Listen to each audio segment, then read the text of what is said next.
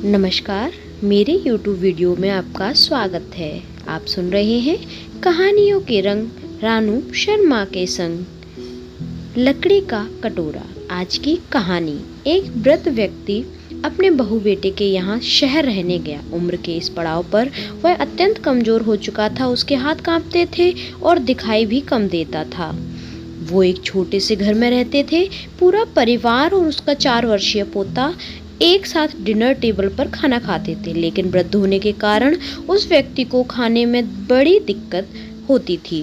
कभी मटर के दाने उसकी चम्मच से निकलकर फर्श पर बिखर जाते थे, तो कभी हाथ से दूध छलककर मेज पोस्ट पर गिर जाता था।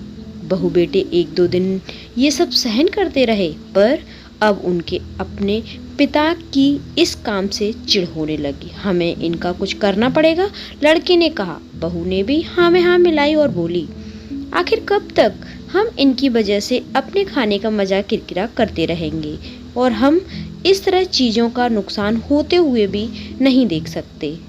अगले दिन जब खाने का वक्त हुआ तो बेटे ने एक पुरानी मेज को कमरे के कोने में लगा दिया और अब बूढ़े पिता को वहीं अकेले बैठकर अपना भोजन करना था। यहाँ तक कि उनके खाने के बर्तनों की जगह एक लकड़ी का कटोरा दे दिया गया था, ताकि अब और बर्तन ना टूट फूट हो सके। बाकी लोग पहले की तरह ही आराम से बैठकर खाना खाते रहे। जब कभी कभार उस बुजुर्ग की तरफ देखते तो उनकी आंखों में आंसू दिखाई देते। यह देखकर भी बहू बेटे का मन नहीं पिघलता। वो उनकी छोटी छोटी गलती पर ढेरों बातें सुना देते। वहाँ बैठा बालक भी यह सब बड़े ध्यान से देखता रहता और अपने में मस्त रहता। एक रात खाने से पहले उस छोटे बालक को उसके माता पिता ने जमीन पर बैठकर कुछ करते हुए देखा। तुम क्या बना रहे हो? पिता ने पूछा। बच्चे ने मासूमियत के साथ उत्तर दिया, अरे मैं तो आप लोगों के लिए एक लकड़ी का कटोरा बना रहा हूँ, ताकि जब मैं बड़ा हो जाऊं तो आप लोग इसमें खा सकें। और वह पुनः अपने काम में लग गया। पर इस बात का उसके माता पिता पर बहुत गहरा असर हुआ।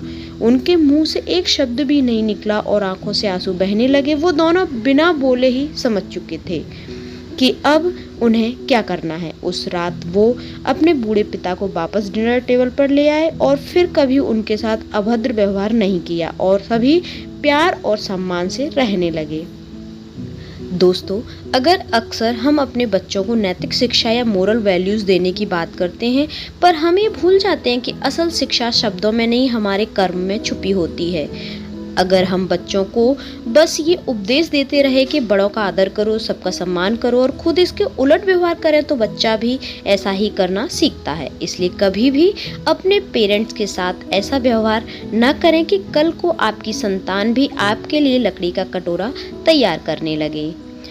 अगर कहानी अच्छी लगी हो तो चैनल को लाइक, शेयर, सब्सक्राइब करना न भूलें। हंसते रहिए, मुस्कुराते रहिए और दूसरों को मुस्कुराने की वजह देते रहिए। Thank you. Thanks for watching.